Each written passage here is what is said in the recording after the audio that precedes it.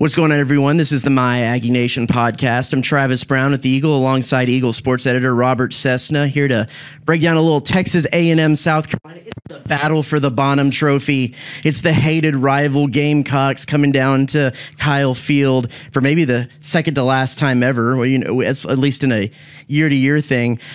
Cease, let's get right into it.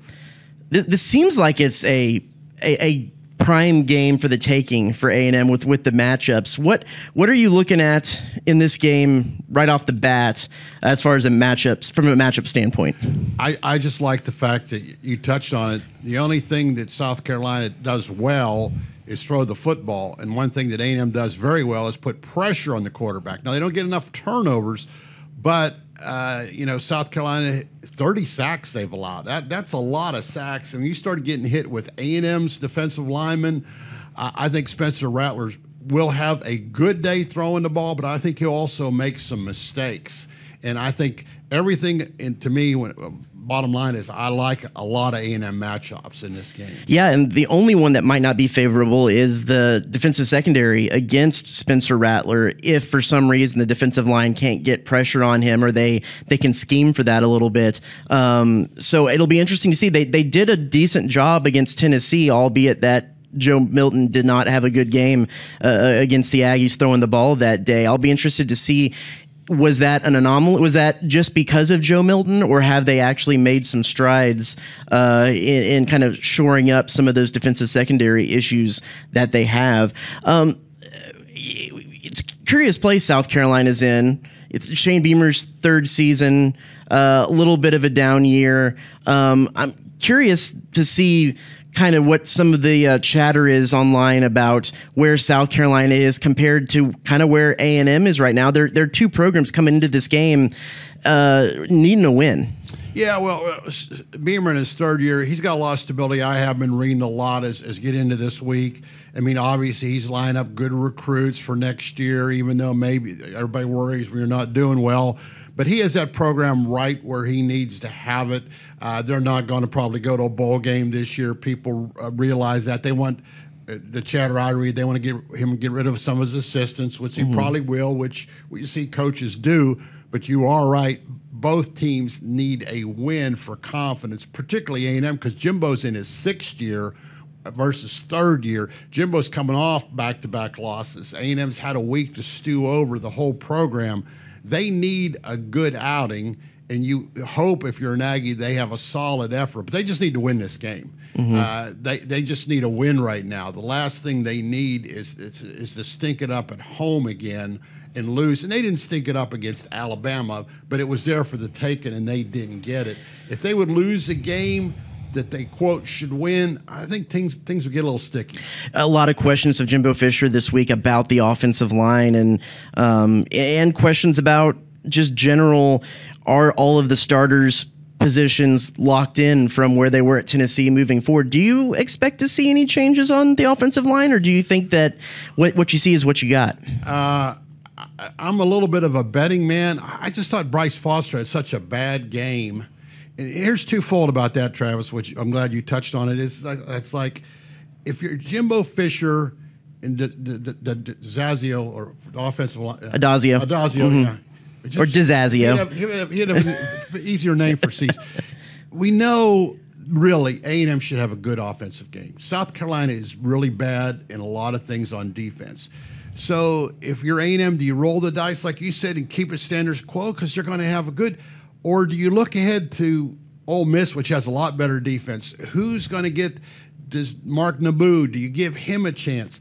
I think I would change somebody in the lineup just to get their attention, because I think whoever plays offensive line is going to have a good game now because of the defense. But get them confidence and maybe bring Foster off the bench or whatever. And it's like you said, I'm going to be interested to see that as well. Maybe those are the best five guys, and so they'll want to keep Foster and get him recharged.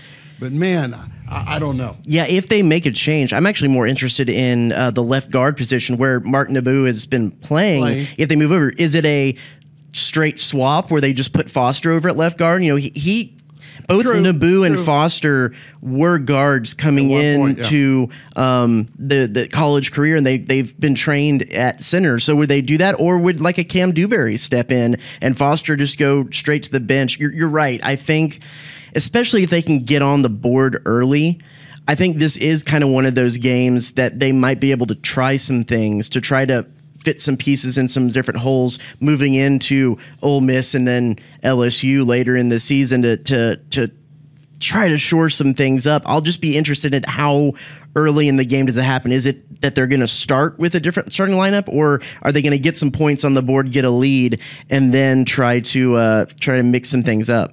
I'm with you 100% because it's one of those deals. A&M needs to win this game. Now, I think they need to and should win handily, but you never know because we've seen A&M just come out listless in second halves. Or, what if they come out in the first half? 11 o'clock game. I'm always worried about 11 o'clock game. And when you hear how bad South Carolina is, because we hear about, they're injured. They're starting a lot of true freshmen. They're doing this. They might not have receivers. Who knows? But, we've seen people come in here before and play their best game of the year. It wouldn't be the first time. So A&M can't take anything for granted. When you're 4-3, coming off back-to-back losses, you need to win. We're going to get a little ahead of ourselves here. Next year they do travel to South Carolina, but after that, we don't know what the schedule is going to be like. Do you think that this has been, I think this is an easy question. Do you think this has been a good matchup for A&M? Is it one that people kind of have embraced? This is their cross-conference, cross-division rival. What has South Carolina done for A&M, do you feel like? And is it one that A&M fans should or would miss or wouldn't?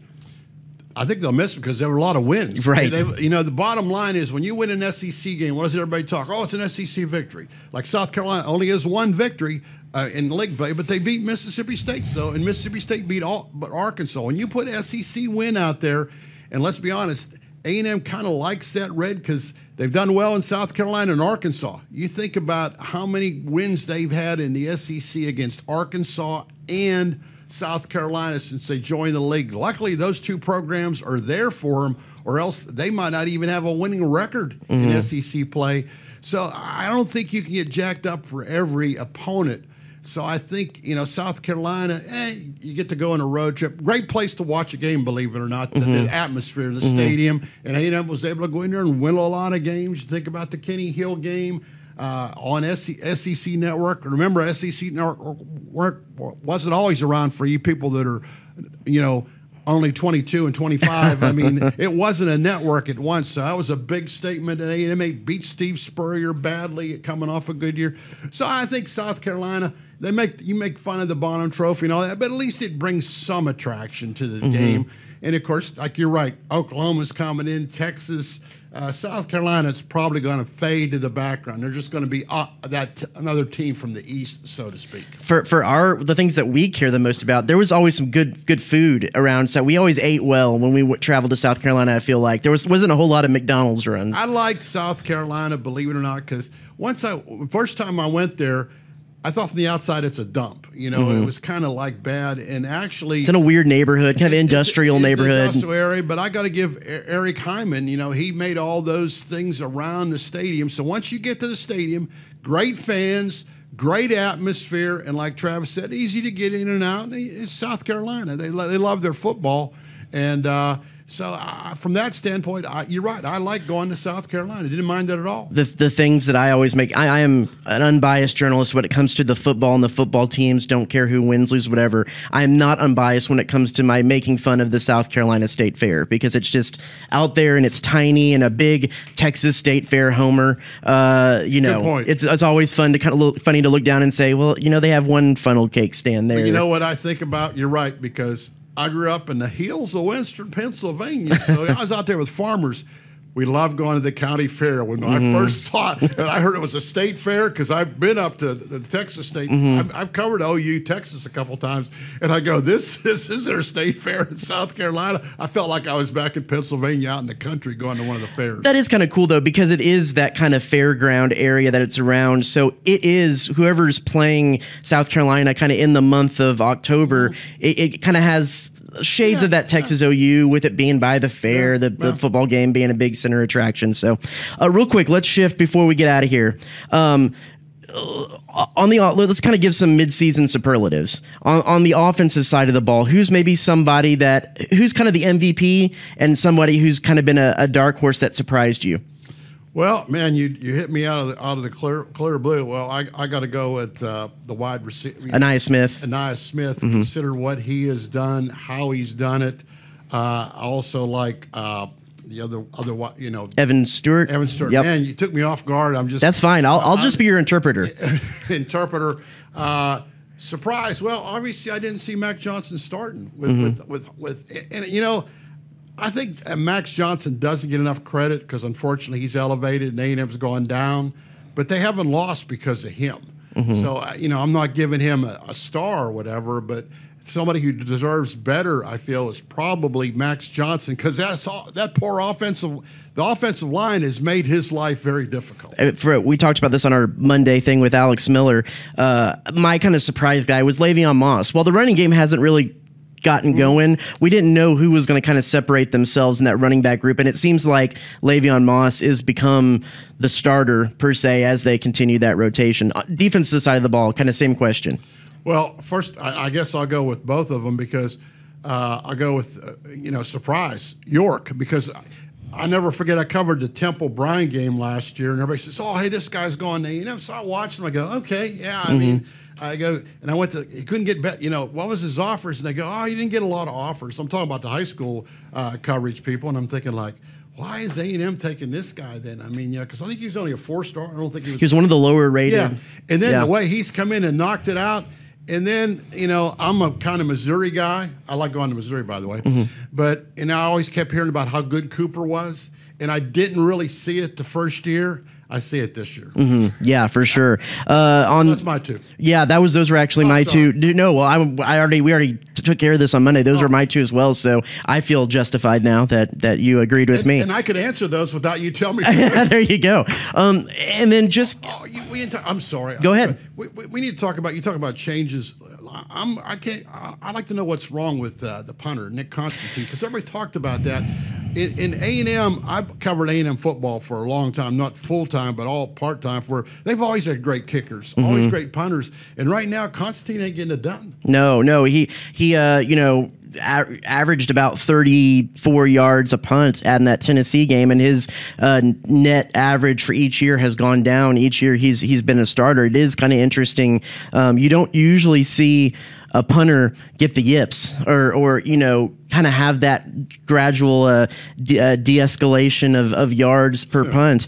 But you're right. The special teams game, and kind of talking about this game coming up, special teams was a huge part of that game in South Carolina with the early kick return, and they've already had a kick return for a touchdown and a punt return for a touchdown in that Tennessee game. So that punt and kick coverage is going to be key, especially if Leggett can go, because he's probably the prime special teams returner in the SEC this year, and Randy Bond is only, I believe, about 70% from field goals. We got to talk to him a couple weeks ago. He's an interesting story. He didn't kick in high school. He played soccer. He kicked a little in middle school. Kicked and decided his senior year I'll kick again, and then came as an A&M student and was in the same walk-on tryout as Sam Matthews, the 12th man. Just decided when he showed up at camp, he's like, kicking was fun. Maybe I can do that.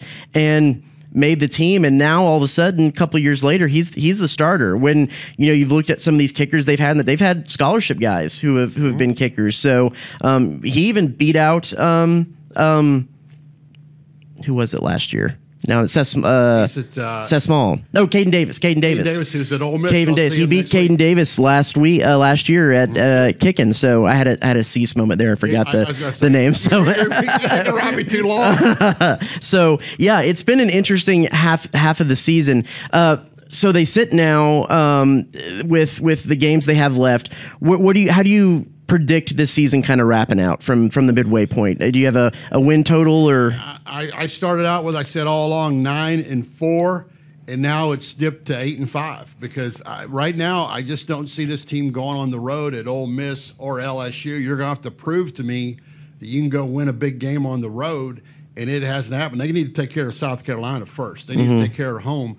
But A&M just hasn't got over that hump. They had a couple chances this year, and I'm not going to say they can't, But getting that Missouri out of me, until they do it on the road, they haven't done it on the road. So right now they're swimming upstream. They're like a salmon going home. To me it's 8-5 right now. What about you? Yeah, I think I've got to do my math. The record now is 4-3. 4-3. So I think I came out with 7-5 because they. Well, I had the bowl game. Oh, you added a bowl game. So okay, so we're the same. We're the same. We're same. Yeah, we're the same. I just confuse you. I don't think they win at Ole Miss, and I don't think they win at LSU. I think they have a better chance of winning at LSU than Ole Miss. I think Ole Miss is a little bit more of a.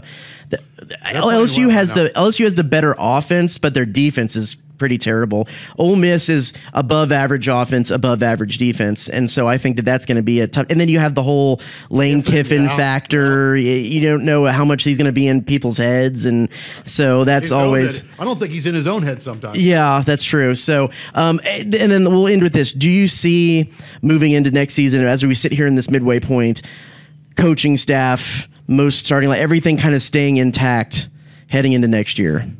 I think 8-5 or 7-5 moving forward probably does keep Jimbo Fisher here for a lot of reasons. But I think he's going to make changes on the staff because I think it's a little bit worse seeing Arkansas.